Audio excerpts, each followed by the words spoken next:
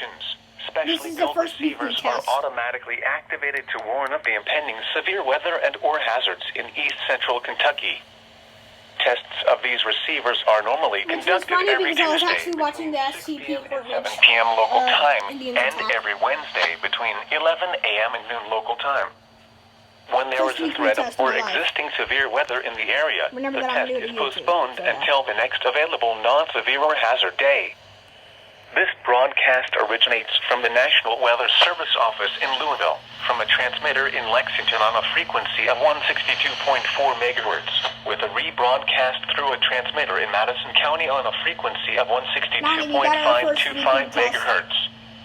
Reception of this broadcast and the warning alarm will vary at any given location.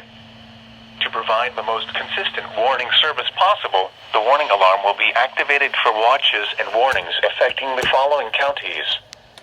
In East Central Kentucky, Anderson, Bourbon, Boyle, Clark, Fayette, Garrard, Harrison, Jessamine, Madison, Mercer, Montgomery, Nicholas, Scott, and Woodford.